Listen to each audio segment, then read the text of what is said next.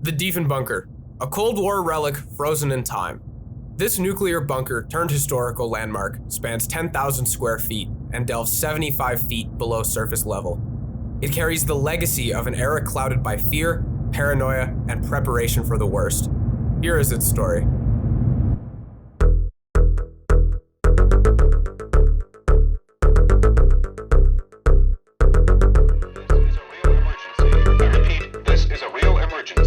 This is the Canadian Emergency Broadcasting System.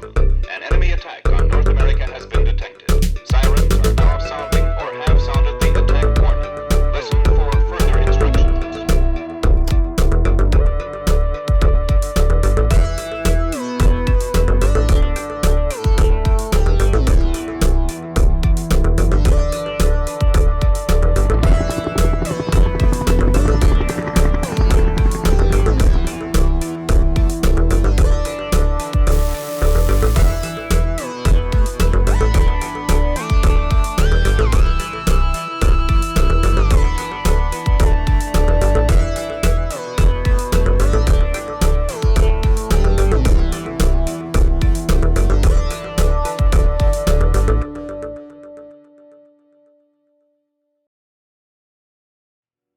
Welcome to Carp, Ontario, a small town located about 30 kilometers away from Ottawa, the nation's capital. In the year of 1959, Carp was picked as the location for something far bigger, a massive nuclear fallout shelter. This bunker wouldn't be any ordinary shelter, as it was commissioned by the Government of Canada, more specifically the Prime Minister at the time, John Diefenbunker, whom the structure would later be named after. The public was told it was a communications center, but right from the start, people started calling it the Diefenbunker, after the sitting Prime Minister, John Diefenbunker. Hi, my name is Alison Seitz. I am a long-term resident of Carp, the village of Carp.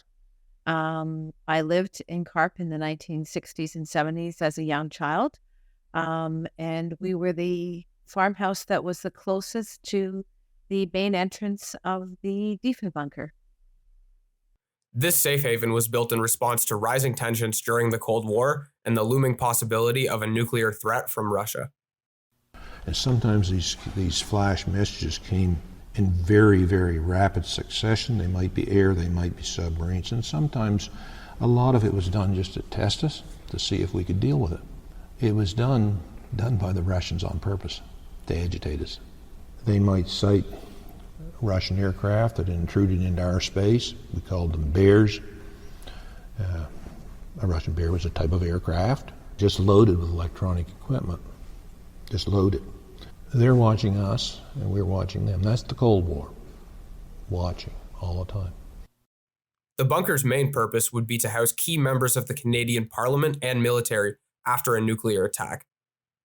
Unfortunately, due to the nature of the shelter, anyone without clearance would not be allowed to stay in the bunker, meaning that the staff could not bring their families with them. When I was a child, probably about 10 or 12 years old, my mom used to say, because we were the farmhouse that was in the closest proximity to the main entrance of the Diefenbunker, that during those years, if we had run down to the gates, if there was a nuclear disaster, crisis of some kind, she would have run with us, babes in arms, and we would not have been allowed in. And yet the entourage, the government entourage, senior officials, and the Bank of Canada would be allowed in, and the average residents would not. We would have died at the gates of the Diefenbunker. A little bit of a terrifying story for children, but perhaps there is a lesson there. Would you come in and leave your family? Or would you stay with your family? And that was, we asked that question of many people and said, what would your dilemma be?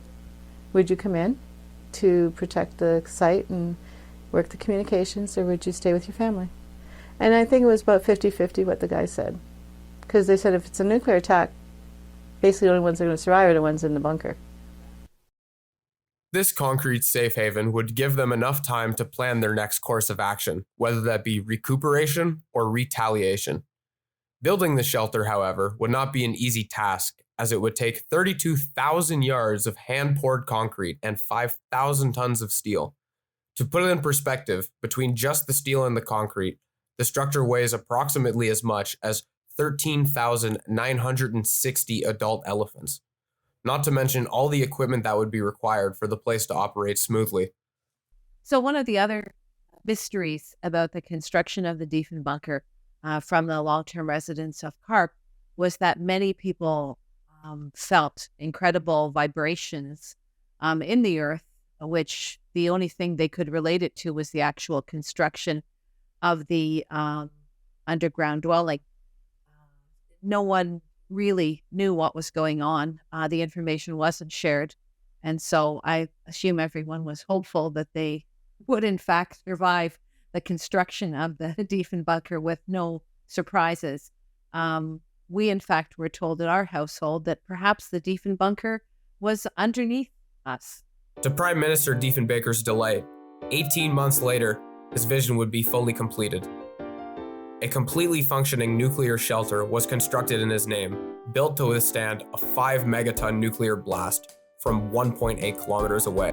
The bunker includes medical facilities, quarantine rooms, offices, radio broadcasting rooms, a server room, a mess hall, a convenience store, and so much more. Despite the Diefenbunker being his vision, John Diefenbaker never actually stepped foot in the shelter, and thankfully it never had to be used. The bunker became operational in 1961 and was prepared to go into lockdown at any moment.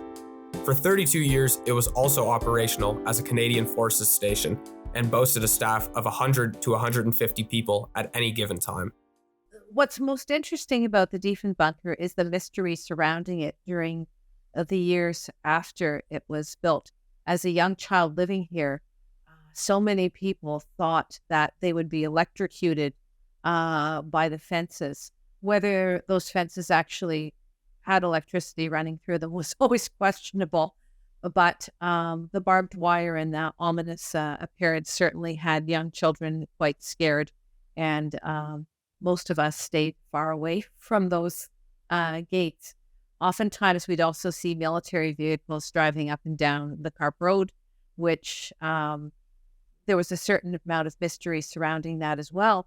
Long-term residents of Carp never knew how many floors were involved, and there would have been hundreds of people involved in the construction of the project, and this was not ever talked about within the community, which was a really odd thing, given the numbers of people involved in the project, whether people signed non-disclosure agreements or whether it was a code of ethics, thinking they were somehow protecting the information, has always been a bit of a mystery as well.